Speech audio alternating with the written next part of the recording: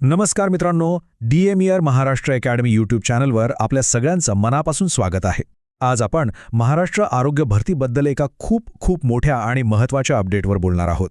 म्हणजे जे लोक या भरतीची वाट बघतायत ना, त्यांच्यासाठी आजचा हा आढावा सगळ्यात जास्त महत्त्वाचा ठरणार आहे. चला तर मग जास्त वेळ न घालवता थेट जाणून घेऊया की हे नवीन अपडेट नेमकं आहे तरी काय. माहितीये, आपल्यापैकी कितीतरी जणं म्हणजे अक्षरशः कित्येक महिन्यांपासून या आरोग्य भरतीची आतुरतेने वाट पाहत आहेत, नाही का? आज जाहिरात येईल, उद्या येईल, याच आशेवर आपला बराच काळ निघून गेलाय. पण आता असं दिसतंय की ही जी प्रतीक्षा आहे ना, ती लवकरच संपणार आहे. आणि हीच ती चांगली बातमी आहे. हो, हे अगदी खरं आहे. शासनाच्या फक्त एका नवीन पत्रामुळे आरोग्य क्षेत्रात नोकरीच्या संधींचा अक्षरशः एक नवा दरवाजा उघडला गेला आहे.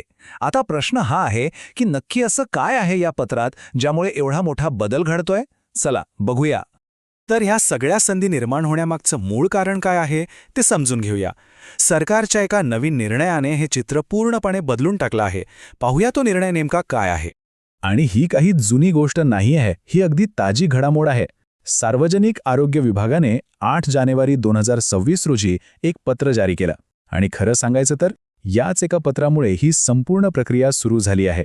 या संपूर्ण नवीन नियमाचा केंद्रबिंदू आहे हा एक आकडा 50%. पण हा आकडा इतका महत्त्वाचा का आहे? कारण याच आकड्यामुळे हजारो नवीन नोकऱ्या निर्माण होणार आहेत. कसं, तेच तर आपल्याला पुढे बघायचंय. आणि हाच तो नियम आहे जो सगळं चित्र बदलून टाकणार आहे. बघा, आधी कसं होतं?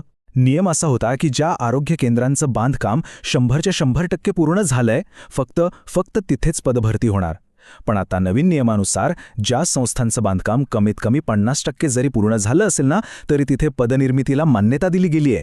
आता याचा सरळ अर्थ काय होतो? तर नोकऱ्यांची संख्या प्रचंड वाढणार आहे. बरं, ही जी नवीन पदनिर्मिती होणार आहे ती इंडियन पब्लिक हेल्थ स्टँडर्ड्स म्हणजेच IPHSच्या आधारावर होणार आहे. ही अशी राष्ट्रीय मानके आहेत जी हॉस्पिटलमधील खाटांची संख्या आणि इतर सुविधांनुसार किती कर्मचारी आवश्यक आहेत हे ठरवतात.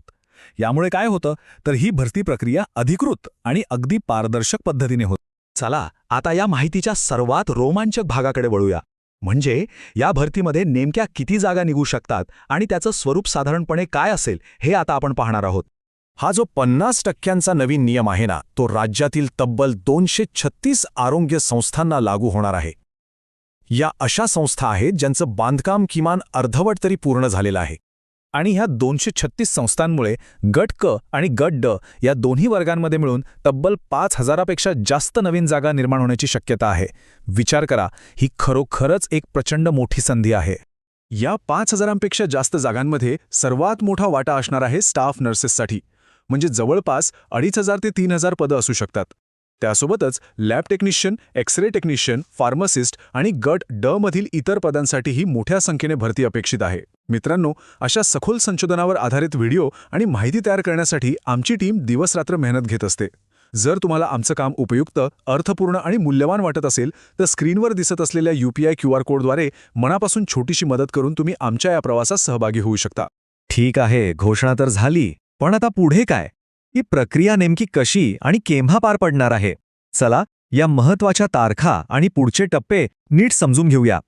ही प्रक्रिया खूप वेगाने पुढे सरकतीये. बघा, 8 जानेवारीला पत्र जारी झालं, 31 जानेवारीपर्यंत प्रस्ताव मागवले आहेत आणि 16 फेब्रुवारीला 2023च्या भरतीची वैधता संपेल. याचा अर्थ अगदी स्पष्ट आहे. साधारणपणे फेब्रुवारीच्या शेवटी किंवा मार्चच्या सुरुवातीला, म्हणजे पुढच्या 40-45 दिवसातच नवीन भरतीची जाहिरात येण्याची दाट शक्यता आहे. संधी तर दारात आलेली आहे, पण यशस्वी होण्यासाठी योग्य तयारी करणं तितकंच आवश्यक आहे, बरोबर? आता आपण तयारी नेमकी कशी सुरू करायची याबद्दल बोलूया. मागच्या भरतीचा अनुभव पाहिला ना, तर परीक्षेचा पॅटर्न अगदी स्पष्ट आहे.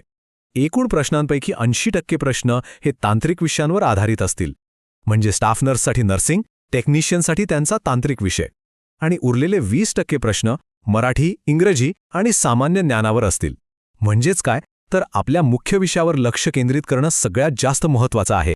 तर तयारीची सुरुवात या 3 सोप्या टप्प्यांनी करा. पहिला टप्पा, आपला अभ्यासक्रम नीट समजून घ्या. दुसरा, 80% महत्त्व असलेल्या तांत्रिक विषयांवर पूर्णपणे लक्ष केंद्रित करा.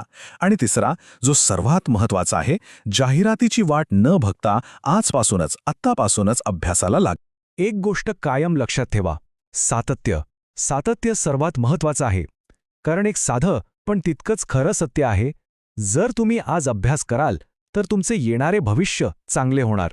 तर मित्रांनो, ही खरोखरच एक सुवर्ण संधी आहे आणि योग्य वेळ आता आलेली आहे. आपल्या तयारीला आजपासूनच सुरुवात करा. तुम्हा सर्वांना खूप खूप शुभेच्छा. जर आपल्याला DMAR बद्दल अधिक जाणून घ्यायचे असेल तर हा व्हिडिओ नक्की पहा. आणि हो, DMAR महाराष्ट्र अकॅडमी चॅनलला सबस्क्राईब करायला विसरू नका.